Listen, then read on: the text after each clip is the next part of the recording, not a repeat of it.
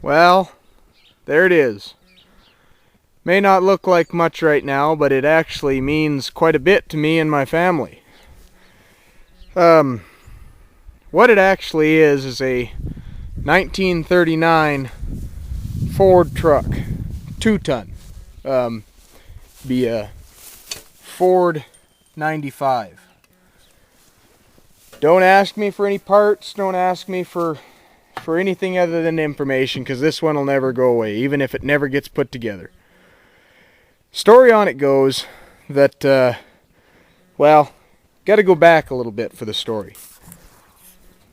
My family homesteaded this area, not this particular home site, but this area, very close by in fact, around 1889.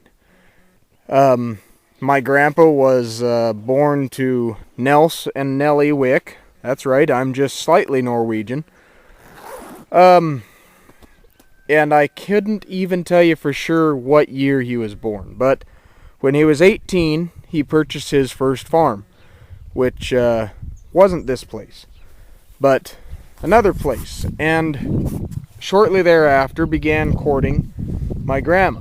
Well, when he bought his farm, the first tractor that he bought was, well, he pulled a team for a long time with a mule and stuff, but team of horses, pulled a plow with a team of horses and a mule. And then he bought that tractor, which is pretty high class. Well, in 1939, the farm had made him enough money to afford to buy him a truck. And so he bought a brand new 1939 Ford 2-ton. And not only was that his farm truck, that was his mode of transportation, that was his church vehicle, that's what he used. It was his vehicle. Well, when he met Grandma, he began to court her, and this was the pickup, or the truck rather, that Grandpa took Grandma to their first date in. And continued to court her until they married and eventually, bought something else. I think they had an old Model T, is what I understood. So there's kind of the story of how it came to be in our possession anyways. Eventually, while Dad used it, Grandpa used it, everybody, it was used up until about 92 or 3, I believe, at which point it was parked. And I was 92, 93, I would have been about 10. Well, it was a year or two later, and I started to get curious, and so Dad said, well, hey, and he started kind of filling me in a little bit at a time, started filling me in on the story about it, and, why don't you restore it? Well, so we decided we'd get to work on that. Being young as I was, I was into motor work. I was always into motor work, but I'd never tried any body work, and so I was rather nervous about that. So we decided that we'd send the cab off to a local body shop.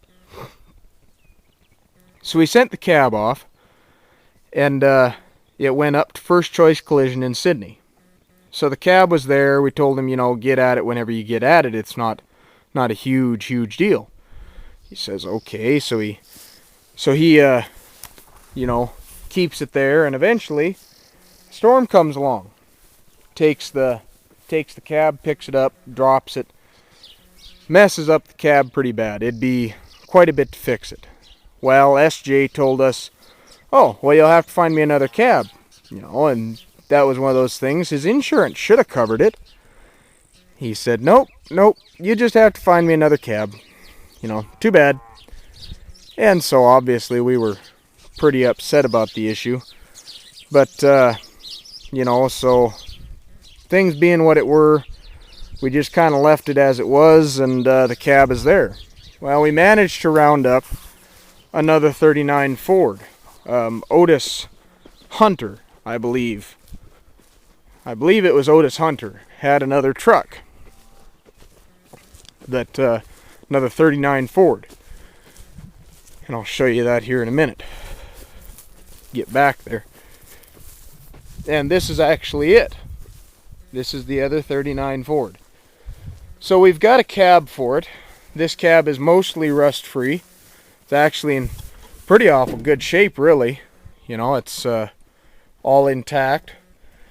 But at this point, you know, after that whole debacle, then I headed off to college, and the truck got pulled out of the shop, and my fresh rebuilt 333 flathead got put on the back, and the whole thing just kind of got put on the back burner, which is too bad, but you know, sometimes things go that way. So you just leave it as it is, you know, and there's not much you can do about it. So that's the story of the 39 Ford. Not really a whole lot to it, but on the same token, yeah, there is. Funny thing is now, and here's where I'll ask for my viewers' help. Funny thing is, both of these trucks were missing the doors.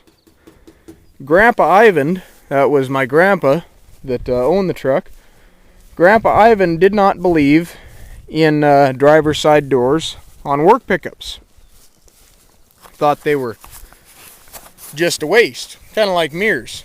He used to just swear up and down the only way you needed a mirror was if you were a moron.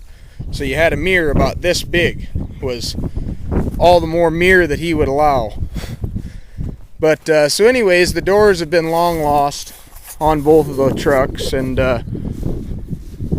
if anybody can help me find a door for a 1939 Ford truck, not a pickup, a truck, I would very greatly appreciate it, and I'd be willing to pay some good money for it. No more than I have to, obviously, but you know, enough anyways. So there's the story. Hope you guys enjoyed it, and maybe sometime along the way, probably not this summer, but sometime along the way anyways, we'll get to maybe putting this thing back together. That'd be a lot of fun for me. I'd really enjoy it. So there it is.